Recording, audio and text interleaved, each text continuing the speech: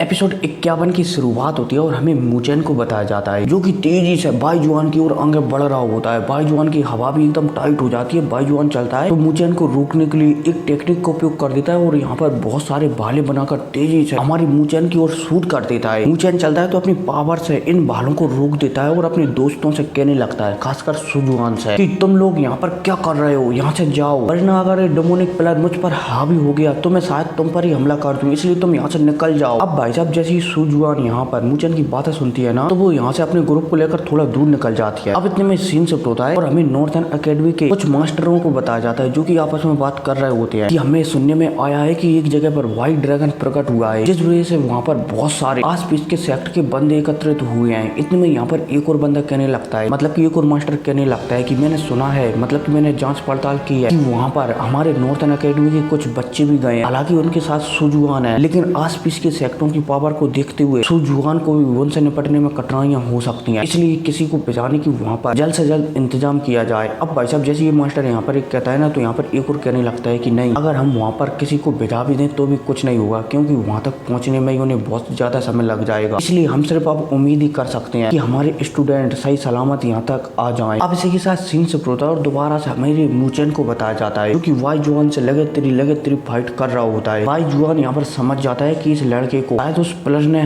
काबू कर लिया है और फिलहाल के लिए पूरी तरह से काबू में नहीं है उस प्लर की, इसलिए ए प्लर की शक्ति को उपयोग कर पा रहा है। अगर इस बच्चे को मैं टक्कर डालता हूँ तो शायद वो रेड प्लर, बोला जाए तो डेमोनिक प्लर भी बाहर निकल कर आ जाए। अब भाई साहब बाईजुआन ये सोचता ही है, तभी बाईजुआन चलता है तो अपने भाले से सीधा हमारी मुचेन के सीने पर वार कर देता है। मुचेन चलता है तो बड़ी ही मुश्किल से बाईजुआन के इस भाले को अपने दोनों हाथों से पकड़ लेता है। अब इतने में हमारा मुचेन चलता है तो बाईजुआन से थोड़ा पीछे हटकर डेमोनिक प्लर की पावर लेकर सीधा बाईजुआन पर हमला कर देता है, जिस वजह से बाईजुआन पीछे फेंकता हुआ चला जाता है। अब बाईजुआन चलता है तो वो भी दोबारा से ताव में आता है और मुचेन में लगातार मचाने लगता है। मुचेन चलता है तो वो भी बाईजुआन में लगातार मचाने लगता है। अब इन दोनों की फाइट ऐसी चलती रहती है। अब इतने में हमें सुजुआन, लिंगेर और मुगुई को बताया जाता है जो कि आपस में बात कर रहे होते हैं कि मुचेन ने हमें बचाने के लिए इस रेड ओरे को अपने आप को सौंप दिया, लेकिन अब वो कुछ भी नहीं कर सकते थे, इसलिए वो यहाँ पर मुचेन और बाईजुआन की फाइट देख ही रहे होते हैं। अब इतने में हमें बाईजुआन को बताया जाता है जो कि कुछ समय तक मुचेन से लड़ते समझ जाता है कि ये रेड ऑरा, बोला जाए तो डेमोनिक प्लेयर लगातार मुचेन की बॉडी पर कंट्रोल करता जा रहा है और अगर ऐसा ही चलता रहा ना तो ये लड़का पूरी तरह से इस डेमोनिक प्लेयर के कंट्रोल में आ जाएगा। बाईजुआन चलता है तो यहाँ पर हंसने लगता है कि लड़के, ऐसा लगता है कि अब मुझे तुमसे फाइट करने की जरूरत ही नहीं है, तुम खुद ही मौत के रास्ते पर जा रहे हो और अब जब तुम मरना ही चाहते हो तो मैं तुम्हारी एक इच्छा भी पूरी कर देता हूँ। और भाई साहब यह कहती है बाईजुआन चलता है तो यहाँ पर एक टेक्निक का उपयोग कर देता है, जिस वजह से बाईजुआन के शरीर से भी एकदम लाल कलर की शक्तियां बाहर निकलने लगती हैं। अब जब हमारा मुचेन बाईजुआन को कोई सी पावरफुल टेक्निक का उपयोग करते हुए दिखता है ना, तो यहाँ पर हमारा मुचेन चलता है तो वो भी जो उस पर एक डिवाइन क्लास की टेक्निक थी ना 4 जानवरों वाली, उसमें से वो टाइगर को बनाने लगता है। अब जब यहाँ पर बाईजुआन ये देखता है कि बच्चा किसी टेक्निक को भी परफॉर्मेंस कर पा रहा है तो ये पूरी तरह से समझ जाता है कि शायद इस बच्चे को अभी भी होश है और जो उस डेमोनिक प्लेयर को पूरी तरह से कंट्रोल कर पा रहा है। बाईजुआन चलता है तो वो अपनी भाला वाली टेक्निक से हमारे मुचेन की ओर हमला कर देता है। हमारा मुचेन चलता है तो उसने जो अभी टाइगर बनाया था ना आत्मा, उसको बाईजुआन के हमले पर काउंटर अटैक कर देता है। अब जब दोनों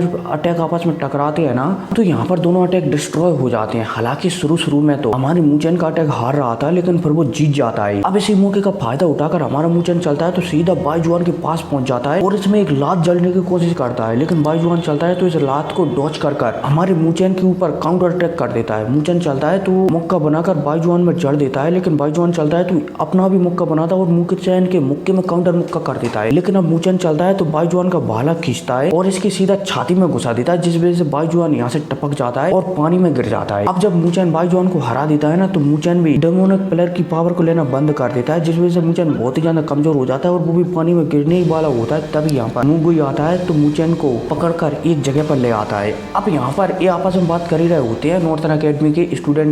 तभी यहाँ पर एक और बंदा प्रकट होता है जिसका नाम था मुलोंग जी। अब जैसे ये प्रकट होता है ना तो यहाँ पर कहने लगता है कि मेरा स्वागत नहीं करोगे और भाई साहब यह कहकर मुलोंग जी कहने लगता है कि मुझे उम्मीद नहीं थी लड़के कि तू बाईजुआन को हरा देगा, लेकिन अब कोई नहीं, तुम में से यहाँ से कोई भी जिंदा नहीं जा पाएगा और भाई साहब यह कहकर मुलोंग जी हंसने लगता है। अब इतने में हमें सुजुआन को बताया जाता है। सुजुआन चलती है तो मुलोंग जी के बारे में सारी बातें बताने लगती है कि ये बहुत ही ज्यादा पावरफुल है और जो नॉर्थर्न एकेडमी की जो हमारी हेड लिस्ट है ना उस पर इसका नाम है वो भी दूसरे नंबर पर, बोला जाए तो ये हमारी हमारी नॉर्थन एकेडमी की हेड लिस्ट का दूसरे नंबर का बंदा है। इसकी पावर मुझसे कई गुना ज्यादा है, इसलिए अगर हम सभी के सभी मिल भी जाए ना तो भी शायद हम इसे ना हरा पाए। अब भाई साहब यह कहती है सुजुआन चलती है तो तुरंत यहाँ पर कह देती है कि एक जन मुचेन को यहाँ से लेकर निकलो, मैं और आनरान जब तक इसे रोकने की कोशिश करती हूँ। और भाई साहब यह कहती है आनरान और सुजुआन चलते हैं तो मुलोंग जी से लड़ने के लिए आगे चले जाते हैं, लेकिन मुलोंग जी चलता है तो अपने विंड अटैक से ही सुजुआन, आनरान और मुलोंग जी तीनों को मतलब कि मुंगोई तीनों को पीछे फेंक देता है और मुलोंग जी की एक ही अटैक में तीनों परास्त हो जाते हैं। अब इतने में हमारे मुचेन को बताया जाता है, जो कि समझ जाता है कि इससे अब मुझे ही लड़ना पड़ेगा। मुचेन चलता है तो जो की पावर को इस्तेमाल करने लगता है। अब इतने में हमें मुलोंग जी को बताया जाता है जो कि लिंगेर की गर्दन पकड़ा हुआ था। मुचेन चलता है तो सीधा मुलोंग जी के सामने आकर खड़ा हो जाता है और उसे कहने लगता है कि क्या चुरपुटिया लोगों से लड़ रहे हो, मैं हूं ना तुमसे लड़ने के लिए। और भाई साहब जैसे ही हमारा मुचेन एक कहता है ना तो मुलोंग जी भी समझ जाता है। मुलोंग जी चलता है तो यहाँ पर कहने लगता है कि लड़के ऐसा लगता है कि तुम में सच में हिम्मत है, आज मैं सच में देखना चाहूंगा कि तुम में कितनी हिम्मत है। और मैं अपनी तलवार को वैसे निकालता नहीं हूँ, लेकिन तुम्हारे लिए मैं आज अपनी शॉट का भी इस्तेमाल करूंगा।